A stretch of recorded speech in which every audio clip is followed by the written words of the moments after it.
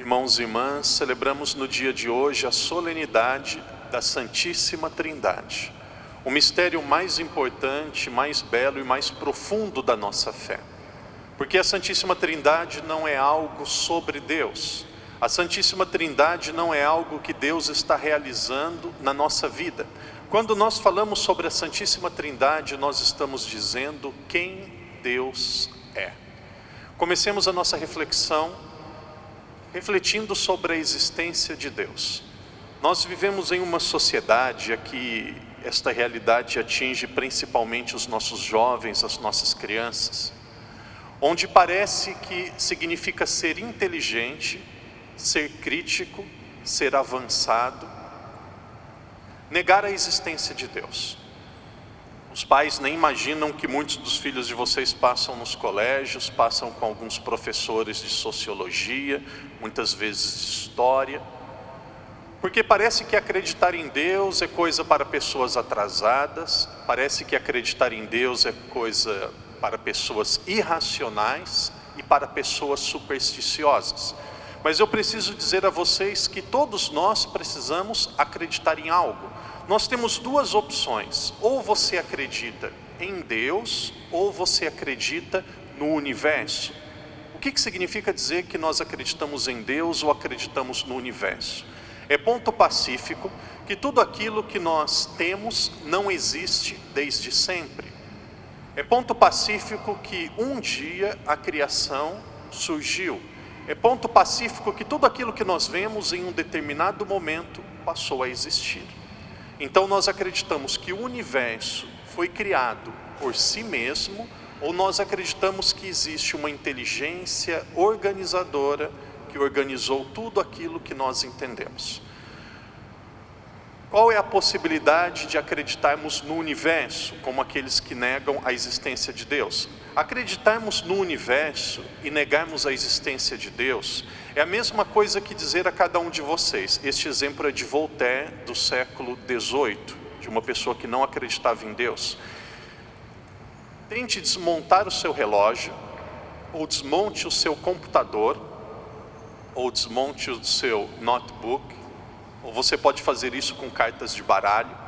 Jogue todas as peças do computador para o alto, e se cair um computador pronto, eu também vou acreditar que Deus não existe. Pegue todas as peças do relógio, jogue todas as peças do relógio para o alto e veja se vai cair um relógio pronto. Pegue as 52 cartas de um baralho. Quem gosta de jogar baralho aqui sabe que um baralho tem 52 cartas. Jogue todas as cartas do baralho para o alto e veja se caiu uma torre de cartas montadas. Acreditar que o universo surgiu por si mesmo e não existe uma inteligência organizadora é a mesma coisa que acreditar nisso.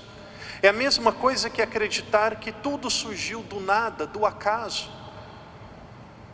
Uma pessoa que acredita nisso, ela tem muita fé, mais fé do que nós.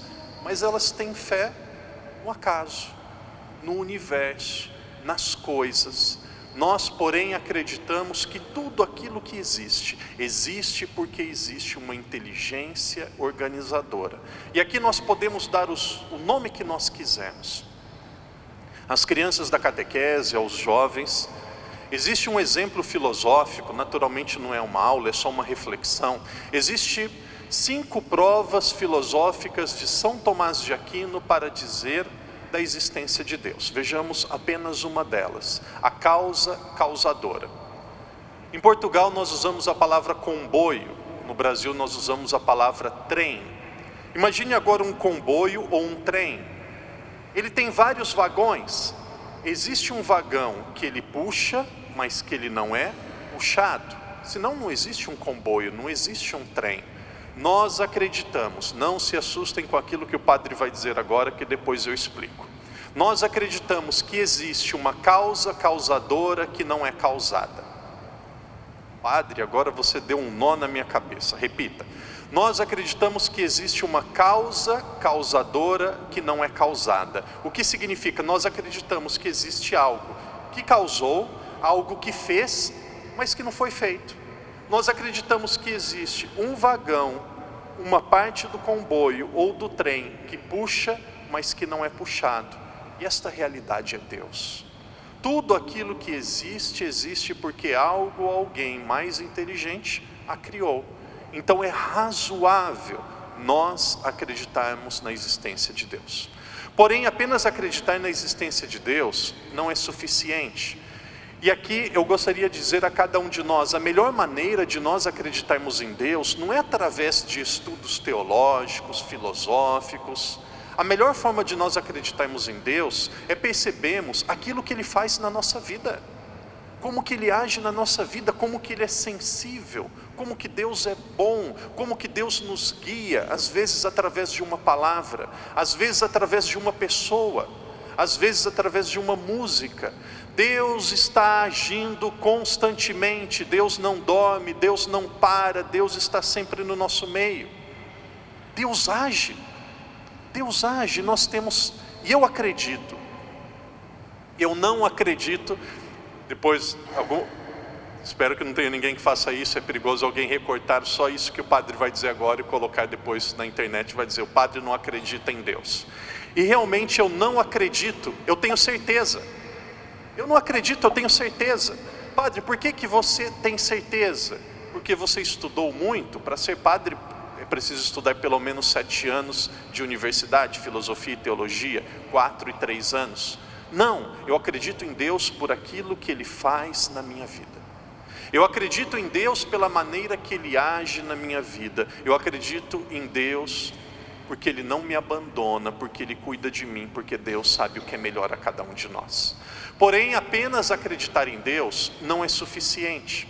Para nós que somos cristãos, para nós que somos católicos, Deus não é uma pessoa isolada.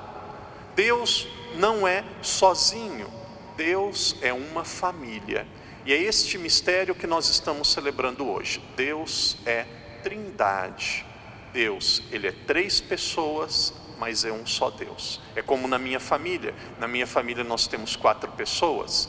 Eu tenho a minha irmã Daniela e os meus pais. Isso não significa que nós somos 4 famílias. Significa que nós somos 4 pessoas que formamos uma família. Nós temos o Pai, o Filho e o Espírito Santo. 3 pessoas diferentes que formam uma só família. E em cada momento da história nós percebemos a manifestação de uma das pessoas da Trindade. No Antigo Testamento, por exemplo, nós chamamos de tempo do Pai. O Pai enviou os profetas, o Pai enviou pessoas sábias para dirigir o povo. Uma pessoa me perguntou esta semana: Padre, o Antigo Testamento mostra uma visão de Deus muito dura. Deus parece que Ele é muito rigoroso, Deus parece que Ele é muito cruel, Deus Ele é muito violento. Isto é verdade, Padre? Sim, isto é verdade, está na Bíblia, está no Antigo Testamento. Mas isto não é tudo sobre Deus. Por que não é tudo sobre Deus? Porque chegou um momento da história da humanidade que as pessoas conseguiam perceber só um aspecto de Deus. É a mesma coisa que se eu perguntasse a cada um de vocês: descrevam para mim esta mesa que eu estou usando aqui, que nós chamamos de ambão ou mesa da palavra. Descrevam para mim. E aí cada um de vocês iria dizer que tem um microfone, começaria a dizer a cor da mesa. Mas eu acredito que a maioria de vocês não diria o mais, todos vocês, não diria o mais importante. Eu acredito que ninguém de vocês diria: Padre, nesta mesa existem 2 livros. Existe um livro que é o livro da oração universal. E existe um livro, Padre, que é o lecionário dominical do ano C. Eu acredito que muitos de vocês, ninguém diria isso. Por quê? Porque vocês não conseguem ver estes livros. As pessoas do Antigo Testamento conseguiam ver Deus como justiceiro, Deus como uma pessoa rigorosa, Deus como uma pessoa punitiva.